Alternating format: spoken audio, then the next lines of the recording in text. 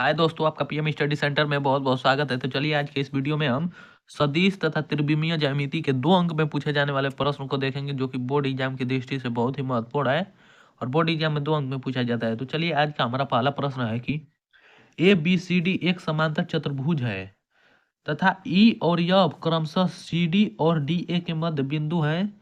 अब B E और B F को बी ए और बी सी के पदों में व्यक्त कीजिए तथा सिद्ध कीजिए कि B E plus B F बराबर 3/2 बी डी। तो इसको सिद्ध करने से पहले जैसे जैसे प्रश्नानुसार चित्र को बना लेंगे। तो चित्र में हम ए बी सी डी एक समांतर चतुर्भुज बनाए हैं, जिसके आमने सामने की भुजा बराबर है तथा एक दूसरे के समांतर भी है। और ई और एफ क्रमशः सी डी और डी ए के मध्य बिंदु है। तो ई हमारा सी डी का मध्य बिंदु है, तो ऐसे बना लिए। और एफ डी ए का मध्य बिंदु, तो डी ए का मध्य बिंदु एफ हो गया। अब बीई और बी एफ को बी ए और बी सी के पदों में व्यक्त कीजिए तथा सिद्ध कीजिए कि vector B E plus vector B F बराबर 3/2 वेक्टर बी डी। तो अब हम इसको बिंदु बी से मिला लिए, जिससे इनका स्थिति सदिश निकालने में हमें सरलता होगी। तो सबसे पहले लिखेंगे कि समांतर चतुर्भुज की सम्मुख भुजाएं परस्पर समांतर व बराबर होती हैं। तो लिख लेंगे कि समांतर चतुर्भुज की भुजाएं समांतर परस्पर समांतर आमने सामने की भुजाएं परस्पर समांतर व बराबर होती है, बराबर होती है। समांतर चतुर्भुज की सम्मुख भुजाएं आमने सामने की भुजाएं परस्पर समांतर व बराबर होती है। तो हमारा यहाँ भुजा डीसी बराबर और समांतर होगा एबी के, और हमारा एडी भुजा बीसी के समांतर होगा और बराबर भी होगा।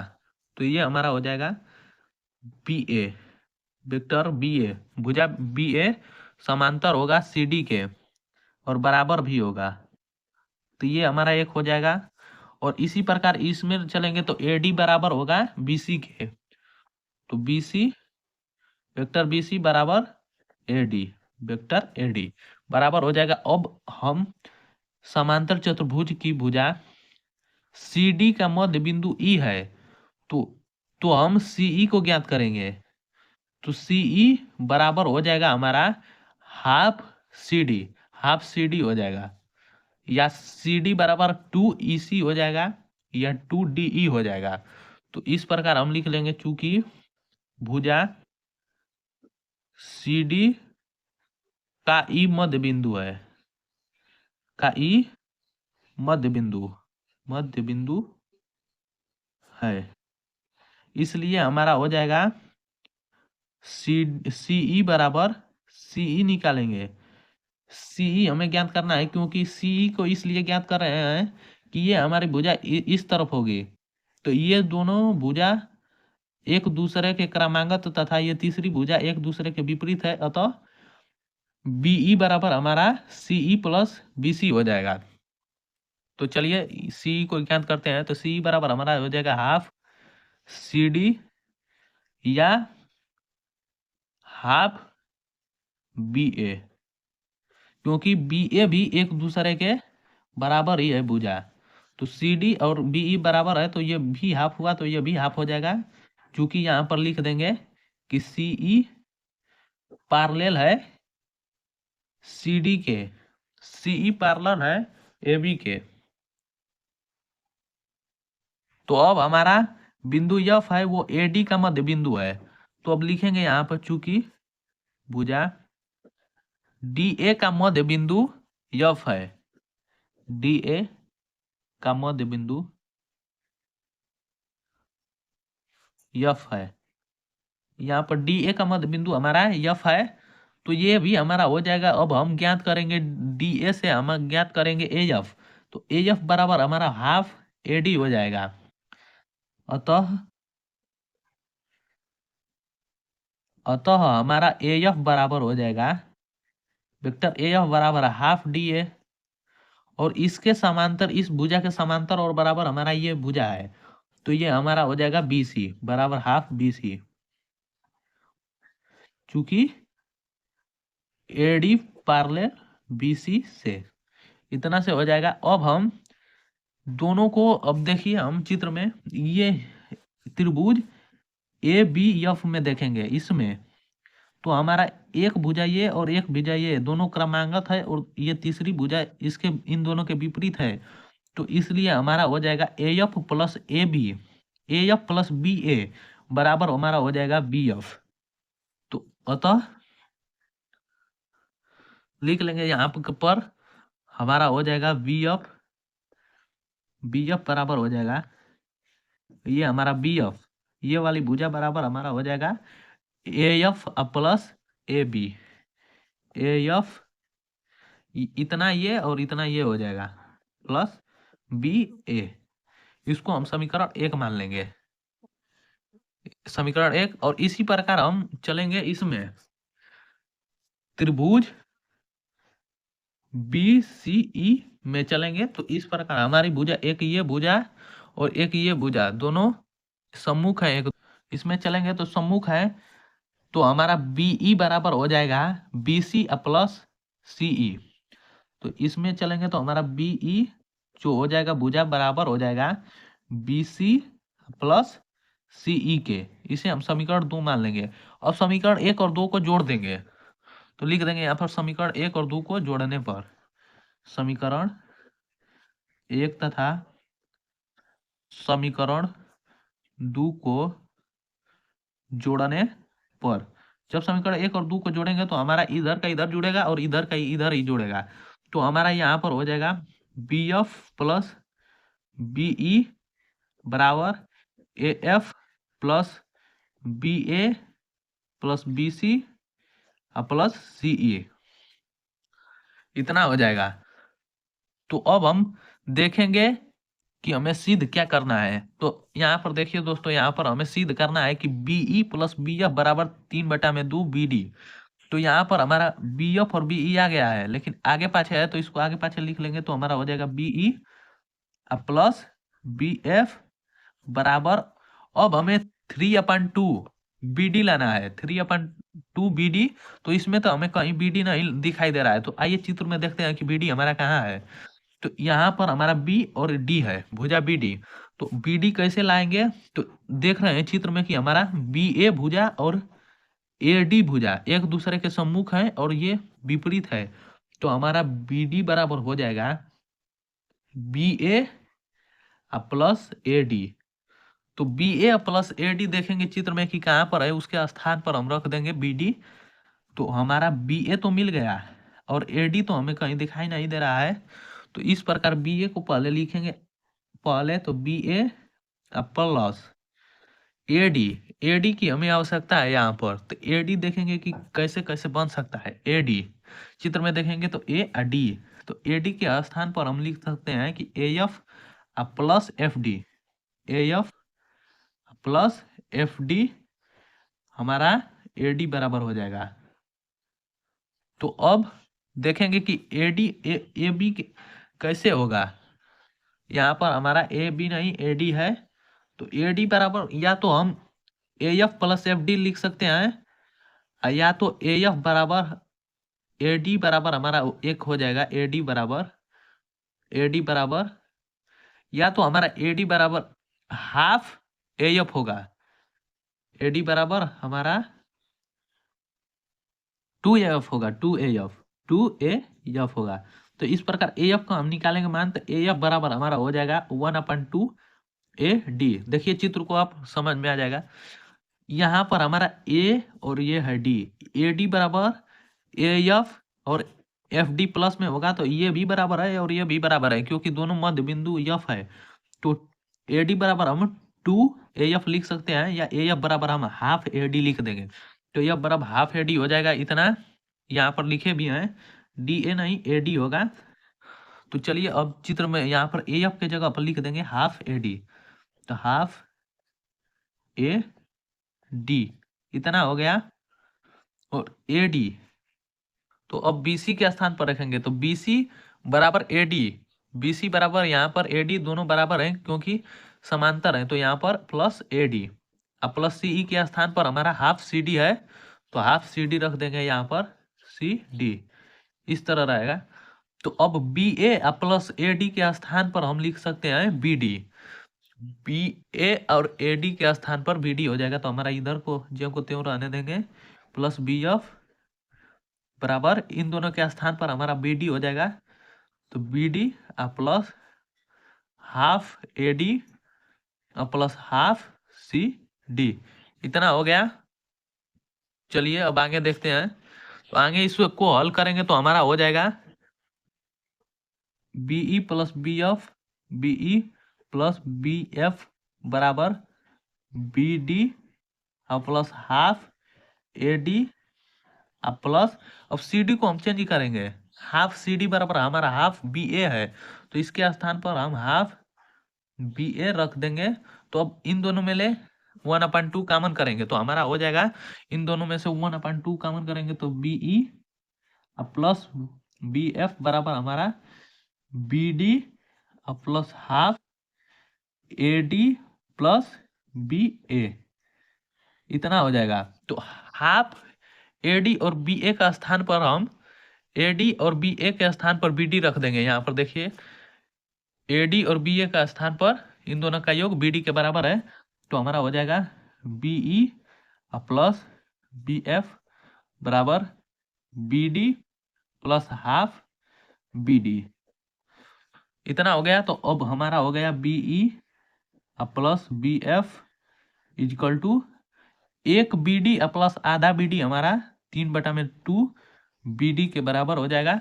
यही प्रूव्ड करना था, जो प्रूव्ड हो चुका, तो लिख देंगे हमारा ये हो जाएगा प्रूव्ड। इतना ही प्रूव्ड करना था, देख लीजिए यहाँ पर BE प्लस BF बराबर 3/2। तो चलिए अब अगले प्रश्न को देखते हैं, जो वो अभी एक इम्पोर्टेंट क्वेश्चन है। तो हमारा दूसरा प्रश्न रहा कि यदि vector A, vector B, vector C तथा वेक्टर D एक चतुर्भुज की क्रमागत भुजाएं को निरूपित करते हैं, तो सिद्ध कीजिए कि vector A plus vector B plus vector C plus vector D equal to 0।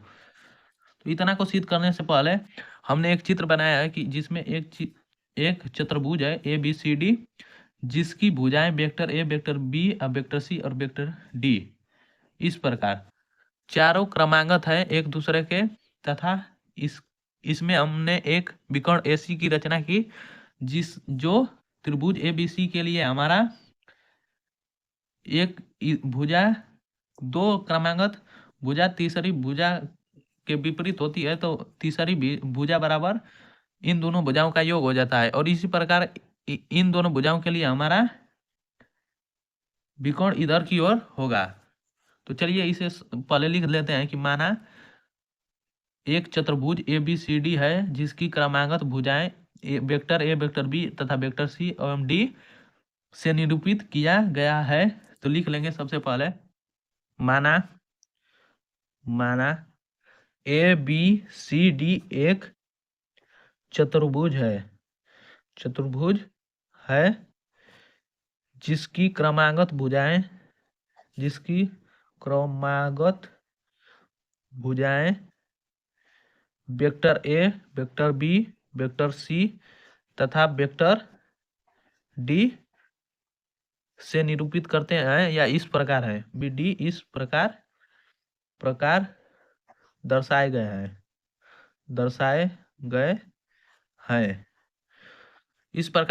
हैं। तो यदि हम चलेंगे इससे त्रिभुज ABC में, तो हमारा हो जाएगा AB vector AB plus BC vector BC बराबर हो जाएगा हमारा ये AC के बराबर हो जाएगा, AC के समीकरण एक इसे मान लेंगे। और इसी प्रकार जब हम त्रिभुज ADC में चलेंगे तो हमारा हो जाएगा कि CD प्लस DA जो हो जाएगा वो बराबर होगा CA के। तो इस प्रकार हमारा हो जाएगा इसी प्रकार ये